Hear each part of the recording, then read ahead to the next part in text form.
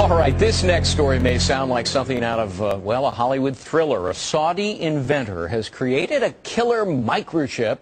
It's designed to track terrorists and criminals and, well, you can think of somebody.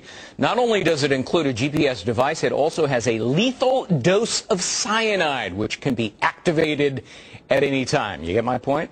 The inventor's bid for a patent has been rejected in Germany. Joining us now this morning to talk about it, Jake Ward, deputy editor of Popular Science. Okay, this is pretty macabre, pretty sinister and nefarious. How exactly would this work? Well, there's a category of technology that involves GPS tracking systems being shrunk down to the size where you could actually implant it surgically. And we've seen a number of applications for this. This is without question the most sinister version of it that I've certainly heard of.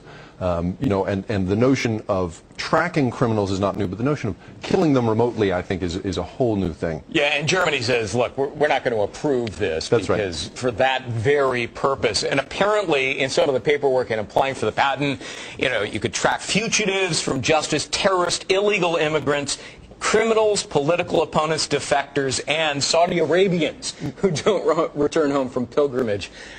It's a little bit wild. I agree. I mean, the thing about you know, this kind of patent is Germany has very tight laws about making sure that you're not registering something that really is just a bad idea, a scary idea. And in this case, this guy obviously has some very strong feelings about what it would be used for, but it just seems a little outlandish. Yeah. Well, terrorist groups might be interested. I'm sure they'd be happy to grant their own form of a patent for that. Sure. The bigger world, though, of GPS, talk to us about how it's being used to, for example, track sex offenders? Sure. The Washington State Legislature right now is considering the possibility of registering perhaps 100 sex offenders with a GPS chip that's implanted in their shoulder because they've found that a few of them have been wearing them on their wrists and then have cut them off, which just defeats the purpose. And so, but the larger world of this technology is actually pretty happy stuff. I mean, there is new technology for tracking Alzheimer's patients, you know, who who may wander away. Right. Right. Sure. Tracking the vital signs of professional athletes from the sideline. You know, there's been a couple of cases in which, you know, football players have collapsed of heat exhaustion, and seeing the early warning signs of that, there's technology that sort of allows you to do that remotely.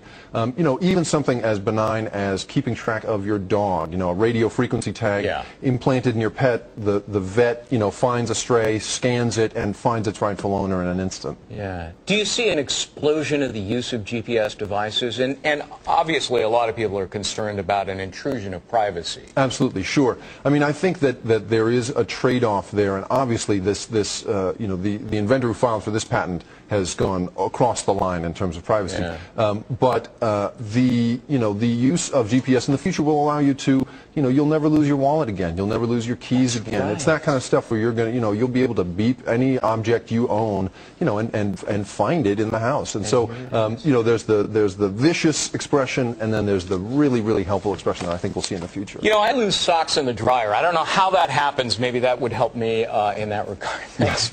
Jake Ward, deputy editor of Popular Science. Interesting stuff. Thanks very much.